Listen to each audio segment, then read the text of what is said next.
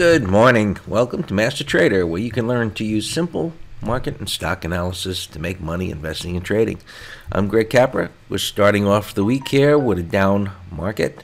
We have the NASDAQ futures here down almost 80 points on this pullback here. They stalled right in the area of the 20 MA. This is a simple moving average. I don't use exponentials or any other kind. These work extremely well over the years, and I think, just by the way prices follow them, that these simple types are more widely followed by institutions than the exponential type or any other. So that being said, let's see where they might stop. So I had one of my reference points here in this unfilled gap, which you can see right there on the daily chart. And so now I'm just going to move down to this pivotal line here where it looks like they've initially stalled down at the bottom of that little tiny support area there. So you can see it's 69.31 change, whatever that might be. And we got our resistance up in this area.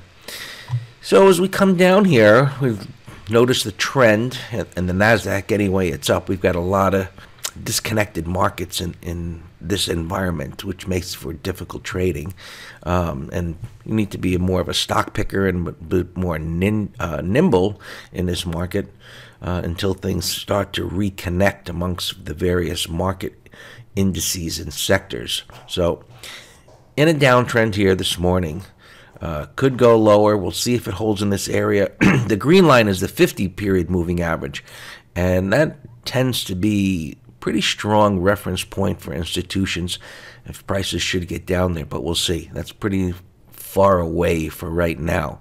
This would actually be a pretty nice pattern if buyers were to actually step up today and this turned into a bottoming tail bar. Now, the other pattern, and as master traders we are called price pattern traders, what would be the ideal pattern here? Ideally, a down day would complete today, moving down here, and then an actual turnaround day tomorrow. In other words, I'd prefer to have a 2-bar turnaround on this daily time frame than a 1-bar turnaround, meaning today being a bottoming tail versus tomorrow ending up with a green bar having a 2-bar reversal. Now, why is that? Because it would build up a larger area of support to launch a move higher. So this little area here that you can see on the intraday chart, with prices move down, if it was a one-day turn, bottoming tail back up again, straight back up into the resistance, versus staying down here, going sideways today, and then pushing back up, which would then move prices, current prices, further away from this resistance area and greater potential to get through it. So the way we use price patterns is quite detailed into understanding the psychology behind them and the probabilities of them following through in one direction or in another. S&Ps are down here, cut through the 50 MA, which they were holding on there Thursday and Friday. They broke lower down to the 20. This little shelf of support right there, and we'll see if it can turn around. The Dow, which has been showing relative weakness, looking at the daily chart here, so far it's showing a little bit of strength on the edge here of rolling over.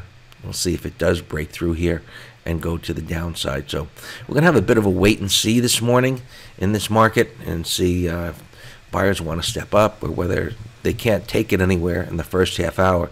And then we'll be making some decisions as to how we want to handle the trading day. Oil is also down a bit. Not a real big deal. So far it's holding up and making a decent base here. Gold has been pretty much dead money for a while, but looks like it's starting to roll here.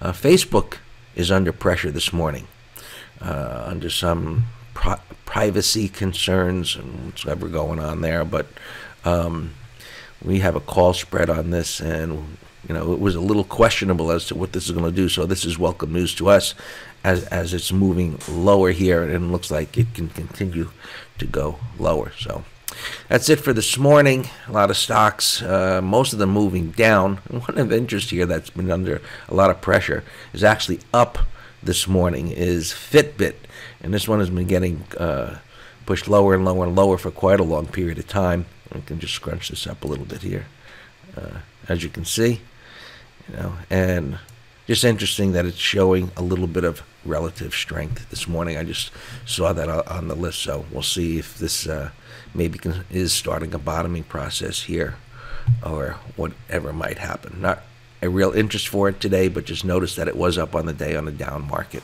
And the last one I want to look at is Twitter, because this has been doing really well, and we were considering this as a long if it can get above this area. So good trading, everyone. Any questions, put them down below. Happy to help, and subscribe to the channel.